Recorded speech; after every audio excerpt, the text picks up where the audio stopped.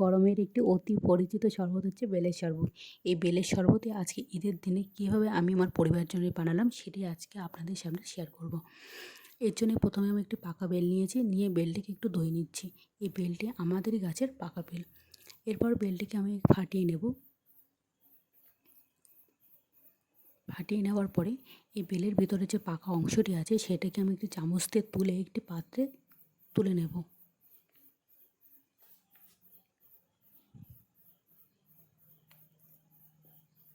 সম্পূর্ণ পাকা অংশটি পাত্রে তুলে নেওয়ার পরে তার মধ্যে একটু আমি ঠান্ডা জল অ্যাড করছি। ঠান্ডা জল দিয়ে আমি একটি হাতার সাহায্যে এই মিশ্রণটি ভালোভাবে মাখিয়ে নেব। আপনারা চাইলে এখানে হাতটাও ব্যবহার করতে পারেন। এবং মনে রাখতে হবে এখানে মাঝে মাঝে আমি একটু ঠান্ডা জল দেবেন এবং মিশ্রণটি মাখাতে থাকবেন। জল দিয়ে মিশ্রণ যখন মাখাতে মাখাতে মিশ্রণটা ঘন হয়ে আসবে, তখন একটি ছাঁকনিতে দিয়ে মিশ্রণটি ছেঁকে নেবেন। এভাবে মিশ্রণটি ছেঁকে নেবেন। নিচে বেলের যে নরম অংশটি সেটি নিচে রস নিচে পড়বে এবং ওপরে যে দানা সেগুলো আলাদা হয়ে থাকবে। এইভাবে সম্পূর্ণ রসটি একটি পাত্রে জমা হবে। এভাবে সম্পূর্ণ বেলটি এভাবে ছেঁকে নিলাম।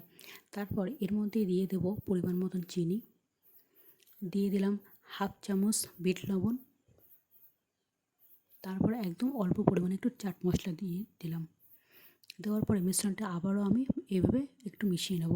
এখানে আমি যে জলটা ব্যবহার করেছিলাম সেটা একদম ঠান্ডা জল ছিল। আপনারা চাইলে এখানে বরফের টুকরো ব্যবহার করতে পারেন। আমি মিশ্রণটিকে খুব একটা পাতলা করিনি, কারণ আমরা এইভাবে ঘন খেতেই পছন্দ করি। তারপর মিশ্রণটি একটুখানি কিছুক্ষণ রেখে দিয়ে তারপর একটি গ্লাসে মিশ্রণটি আমি ঢেলে নেব পরিবেশন করার জন্য।